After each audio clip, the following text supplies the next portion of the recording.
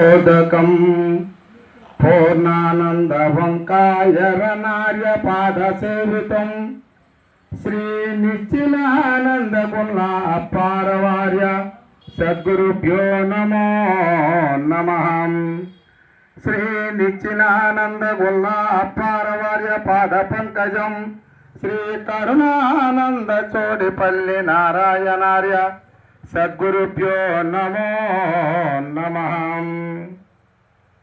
ఈరోజు ఈ వేదిక మీద ఆశీనులైనటువంటి అధ్యక్షులకు, ఉపాధ్యక్షులకు, గౌరవ అధ్యక్షులకు, ఇంకా ఈ వేదిక మీద ఉన్నటువంటి పెద్దలందరికీ కూడా పేరు పేరున హృదయపూర్వక పాదాభి నమస్కారములు చేసుకుంటూ ఈ యొక్క కార్యక్రమానికి విచ్చేసినటువంటి అచల గురు సాంప్రదాయకులు 50 మందికి కూడా పేరు పేరున హృదయపూర్వక ద్వాదశి నమస్కారములు తెలియజేసుకుంటూ ఈరోజు శ్రీ పూర్ణానంద వంకాయ ఎర్రన్నాచార్యుల వారు మా తాతగారు, మా గురువు గారు నాయన గారు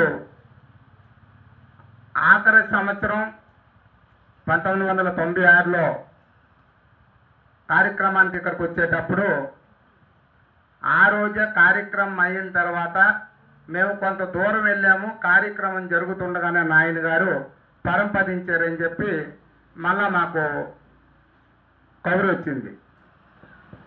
ఎందుకంటే మహనీయులు ఇలాంటి అంటే యుగ పురుషులు అంటే ఎక్కడెక్కడో ఉంటారు అనుకుంటాం, కానీ వీరే యుగ పురుషులు. చూడండి, ఇంత చక్కగా మహాత్ములు ఎవరో మన మోస చక్రపాణి నాయన గారు, అలాగే ఉప్పరంజి కృష్ణమూర్తి గారు, ఈ పెద్దలందరూ చాలా మంది ఆ కార్యక్రమానికి వచ్చారు.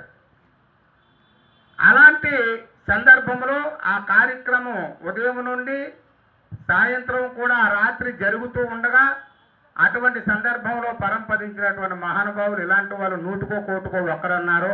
అటువంటి వారే మా పూర్ణానంద షోడశ విలక్షణ పంచదశి సద్గురు స్వాముల వారు ఎర్రంతాత గారు, వారి పాదపద్మములకు నమస్కరించుకుంటూ ఈ కార్యక్రమానికి మరి ఇక్కడుండి మా తాతగారు కుమారులైనటువంటి శ్రీ బ్రహ్మానంద వంక షణ్ముఖరావు నాయన గారి యొక్క పాదపద్మములకు నమస్కరించుకుంటూ ఈరోజు చాలా సుదినమే. మనకెప్పుడు కూడా సుదినమే. ఎందుకంటే మనం ఎప్పుడు కార్యక్రమంలో ఉంటే ఆ రోజే మనకు సుదినం. ఏ రోజు కార్యక్రమం లేకపోతే, ఏ రోజు కార్యక్రమంలో మనం లేకపోతే అప్పుడే మనకి ఎరుక ఎంటాడుతూ ఉంటుంది. కాబట్టి నాయన గారు ఇందాక చెప్పారు, ఎరుకంటే అది పోయే స్థానం ఒకటి, మళ్ళా వచ్చే స్థానం ఒకటి కాదురా నాయన, ఎరుకే నీవై ఉన్నావు, నీవే ఎరుకమని చెప్పాడు. ఎందుకని చెప్పాడు? షోడశి కళలతో సంపు మీరిన దాన్ని ఎరుకమ్మ నా పేరు ఎరుగరమ్మ, పంచభూతాలతో పరవశించటు దాన్ని ఎరుకమ్మ నా పేరు ఎరుగరమ్మ, సప్త చక్రాలపై సరసమాడటు దాన్ని ఎరుకమ్మ నా పేరు ఎరుగరమ్మ, పరమ పావని నంచు 10 మంది కొలచేరు ఎరుకమ్మ నా పేరు ఎరుగరమ్మ, ఎన్ని అయితేనేమి శివరాముడు ఎన్నడైనా ఉన్నదన్నాడ బయలలో పుట్టదంటే దండమిడి జారుకుంటాను ధరణిలోన పూర్ణ బోధను మించిన బోధ లేదు. ఈ సృష్టిలో నువ్వెక్కడ వెతికినా, ఎన్ని దేశాలు తిరిగినా, ఎన్ని సిద్ధాంతాలు ఆశ్రయించినా, ఎన్ని మతాల దగ్గరికి వెళ్ళినా కూడా పూర్ణ బోధకు మించినటువంటి బోధ ఏ గురువు కూడా నీకు చెప్పలేడు. ఒక అచల గురువు మాత్రమే చెప్పగలడు. అది ఎందుకు పూర్ణ బోధ అయింది? పూర్ణ గురువు ఎందుకు దీన్ని చెప్పగలుగుతాడు అంటే నీ స్వస్వరూపము, నీ స్వస్థానము, నీ స్వలక్షణము, నీ స్వభావాన్ని తెలియజేసేవాడు గురువు. నువ్వు ఎక్కడికెళ్ళినా కూడా ఆధ్యాత్మికమైనటువంటి, ఆది భౌతికమైనటువంటి, ఆదితాపకమైనటువంటి గురువులు ఎందరున్నా కూడా నీ ఆత్మే దేవుడని చెప్పి నిన్ను నిలబెట్టి అక్కడే ఉంచుతారు. కానీ ఈ అశరీర గురువులు, అచల గురు సాంప్రదాయకులు, శివరామదీక్షిత సాంప్రదాయంలో ఉన్నటువంటి మహానుభావులు యొక్క గొప్ప విధానం ఏంటంటే నీవనేది ఏదైతే ఉందో అది లేదురా నాయన అని నీకు నిర్ధారణ చేస్తారు. కాబట్టి అంతవరకు కూడా నీ దగ్గర ఎలా ఉందనేటువంటి విషయాన్ని నీకు ముందు తెలియజేస్తారు. అందుకన్నాడు షోడశ కళలతో, అంటే 16 కళలతో కూడా విరజిల్లేటటువంటిది ఏదైతే ఉందో అదే ఎరుక, అదే ఆత్మ, అదే జ్ఞానము, అదే ప్రజ్ఞానము, అదే మాయ, అదే అహంకారము. అంటే అనేక రకాలుగా ఉంటుంది. దీనికి షోడశ కళలు 16 కళలు ఉన్నాయి. ఆ 16 కళలతో కూడా పరవశిస్తూ ఉంటుంది ఇది.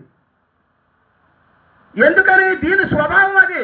ఎరుకంటేనే ఎరుకకు మరుపు సహజము, మరుపుకు ఎరుక సహజము. కానీ ఈ కళలతో పరిణామం చెందేటటువంటి వస్తువు ఏదైతే ఉందో దానిని ఆత్మ అన్నారు, అదే జ్ఞానం అన్నారు. ఎందుకన్నారు మహాత్ములు? అది ఎక్కడో లేదురా నాయన, నీ దగ్గరే ఉంది, నీ అందులో ఉంది, నువ్వు విచారణ చెయ్యు. అది ఎలాగ నీకు నువ్వుగా విచారణ చేస్తే రాదు, గురుముఖతో విచారణ చెయ్యు. ఆ గురువు ఏ గురువు అయి ఉండాలి? అశరీర గురువు అయి ఉండాలి, అచల గురు సాంప్రదాయకుడై ఉండాలి, పరిపూర్ణ బోధ పద్ధతిని ఎరిగినటువంటి వాడై ఉండాలి అన్నారు. ఎందుకని? అందుకు ఈ షోడశ కళలతో సొంపు మీరిన దాన్ని ఎరుకమ్మ, నా పేరు ఎరుగరమ్మ. పంచభూతాలతో పరవశించడు దాన్ని.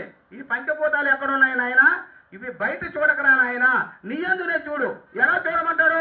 పంచభూతములు పరివర్తనముల తనువులోన తెలిసే ధన్యులారా, సృష్టి భావంబు స్వస్థానమిది అని తావు తెలిసినట్టే తపస్సులారా అంటాడు మహానుభావుడు. అలాగనండి నీ పంచభూతాలు నువ్వు బయట చూడకరా నాయన, నీలో నువ్వు విచారణ చేయి ముందు. అప్పుడు ఈ పంచభూతాలతోటి ఏది పరవశింపజేస్తుంది? ఈ ఎరుకే పరవశం చెందుతుంది. సప్త చక్రాలపై సరసమాడేటు దాన్ని ఎరుకమ్మ, నా పేరు ఎరుగరమ్మ. సప్త చక్రాలు, ఈ సప్త చక్రాల మీద కూడా ఇది పరిహాసం ఆడుతూ ఉంటుంది. జన్మకి 21,600 హంసలతోటి పరమ పావన నుంచి 10 మంది కొలిసారు. ఓ ముక్తకాంతని, అమ్మవారిని రకరకాలుగా కొలుస్తున్నారు. ఆ ముక్తకాంతి ఎక్కడో లేదురా నాయన. ముక్తకాంతి ఎంత మూర్ఖురాలు కానీ సిక్కు పెట్టినంత సిద్ధునైనా సిగ్గదై అల్ప శికాకమతులకు అని చెప్పి మహాత్ముడు చెప్తాడు. అలాగని ఏంటంటే ఈ ముక్తికాంతి అయినా నీ దగ్గరే ఉంది, ఎరుకన్నా నీ దగ్గరే ఉంది, జ్ఞానం అన్నా నీ దగ్గరే ఉంది, అహంకారమైన నీ సమస్తము కూడా నీవే అయి ఉన్నావు. నువ్వే ఒక ఎరుకవు. ఆ ఎరుక ఉన్నాయనంటే నేనుంటేనే ఈ ప్రపంచం ఉంది, నేను లేకపోతే ఈ ప్రపంచం ఉందో లేదో నేను చూశానా?